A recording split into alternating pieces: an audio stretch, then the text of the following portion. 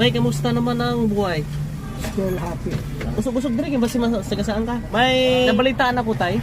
Meron ka daw napulot na wallet. Napulot nga wallet, nasira. May laman ba yung pera? Siguro mayroon. At yung pera ko nga nakuha sa suspension ko, nailagay ko doon. Napasaan man ako ng bigas na binigay mo. Ay, magkano ang pera? Ay hindi nga nabilang. Basta ang Saan na ngayon? napulot, pagkatapos nilagay ko naman ang pera ko doon na Wala na. nakuha sa piso. Paano kung nawala dyan? Ang naiwan yung resibo na lang. Ay, yung Marami kami wallet. nagdadagdag. Saan mo na pulot yung wallet? Sa unahan ng park, Nawala din pala ang wallet ni Pati tatay. pera. Pati pera niya. may nag-complain, may nag-claim. Oo. Oh, Gusto sabi. niya ibigay ko sa kanya. Sabi ko, ilan ba yung pera na wala mo? Mm. Ano nilagyan mo? Niya bili ng baboy ko. Naghanap sa bahay hanggat nakita ko dito sa loob ng ng merkado. O, tabi-tabi tay ba? Igo ko tay.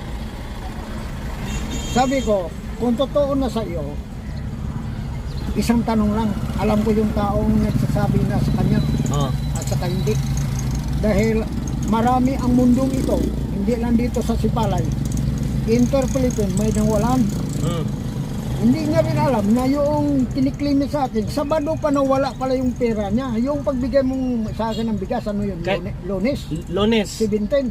Ang sa kanya, Sabado pa. Doon pa sa infirmary, hindi nag-duty siya, hindi man siya nakalis.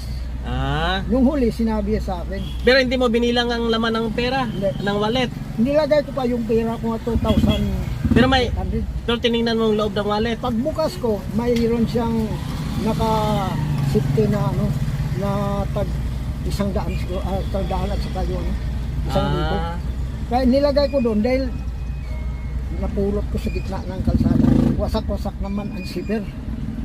Ngayon, yung pera ko dito ko nilagay sa yung sinusuot ko na jacket. Ibig sabihin, wala na rin sa'yo ang pera. Nung Yung- magkuha pati ko yung pera mo. dami kami dito. Oo.